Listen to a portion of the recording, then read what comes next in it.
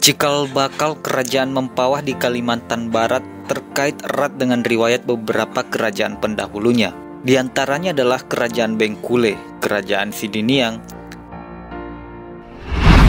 Kerajaan Bengkule merupakan kerajaan orang suku Dayak yang didirikan oleh Nek Rumaga di sebuah tempat bernama Bahana.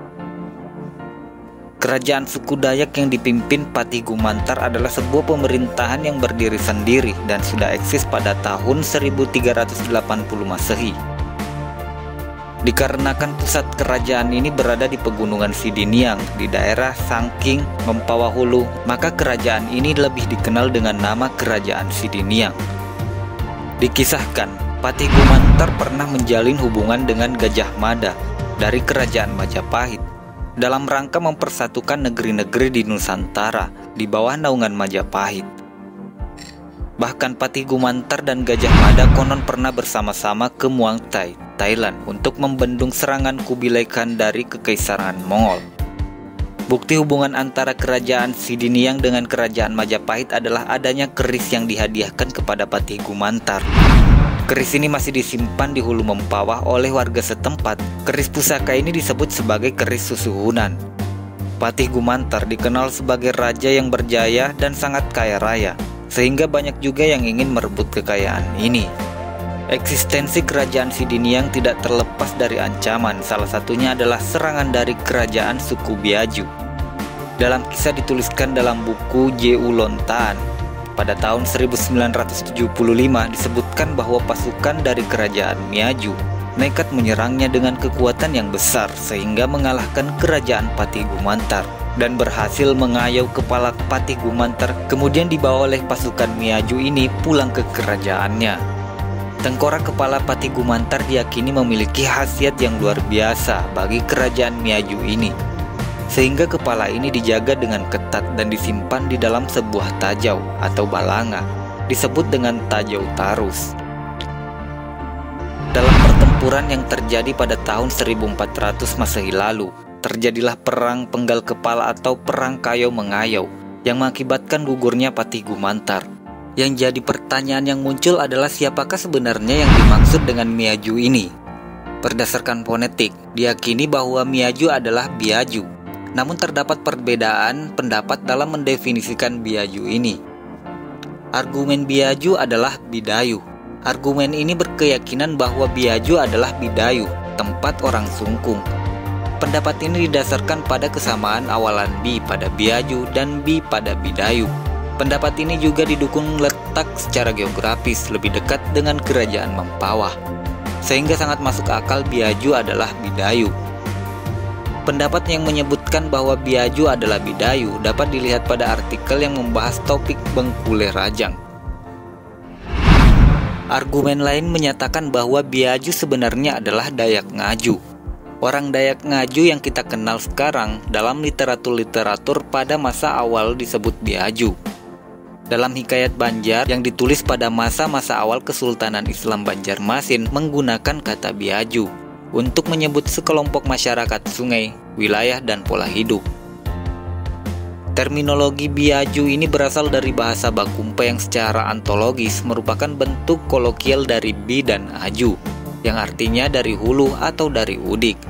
Karena itu di wilayah aliran Sungai Barito di mana banyak orang Bakumpai, orang Dayak Ngaju disebut dengan Biaju, yang artinya orang yang berdiam dan dari bagian hulu sungai.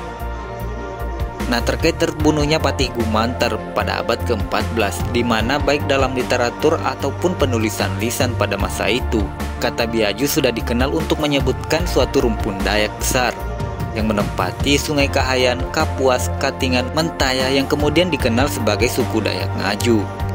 Dalam cerita yang dituliskan oleh J.U. Lontaan, Miaju merupakan kerajaan kecil yang disebutkan pula bermukim di Pulau Miaju. Itu artinya Miaju berada di kawasan yang jauh dari kerajaan Mempawah.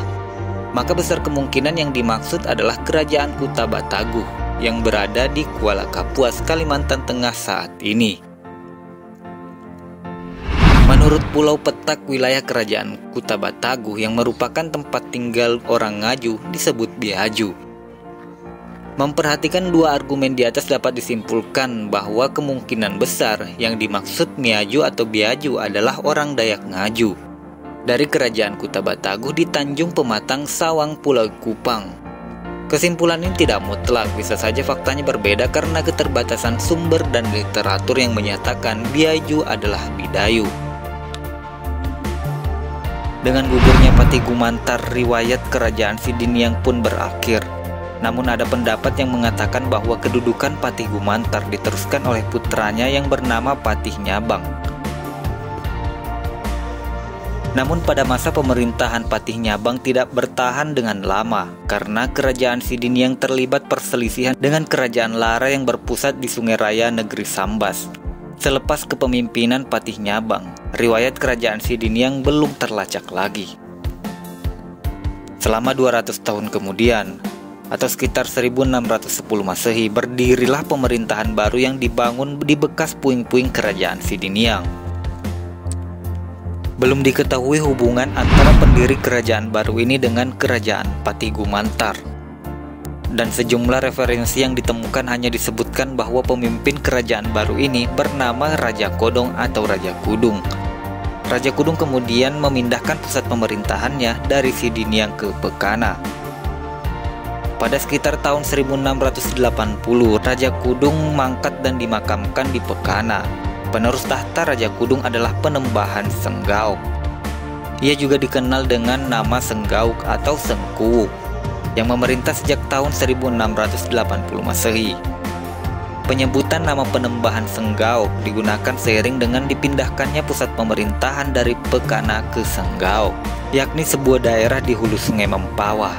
Penembahan Senggaok menyunting putri Raja Kahar dari Kerajaan Batu Rizal Indragiri di Sumatera, bernama Putri Cermin, dan dikaruniai seorang anak perempuan bernama Utin Indrawati. Putri Utin Indrawati kemudian dinikahkan dengan Sultan Muhammad Jainuddin dari Kerajaan Tanjung Pura. Dari perkawinan tersebut, mereka dikaruniai seorang anak bernama Putri Kesumba. Putri Kesumba inilah yang kemudian menikah dengan Opu Daeng Manambun, pelopor pengaruh Islam di Mempawah. Nah, itulah informasi terkait Kerajaan Mempawah pada masa pra-Islam. Selanjutnya kita juga akan membahas tentang Kerajaan Mempawah pada masa Kesultanan Islam. Jangan lupa like, share, and subscribe serta nyalakan lonceng notifikasinya. Assalamualaikum warahmatullahi wabarakatuh.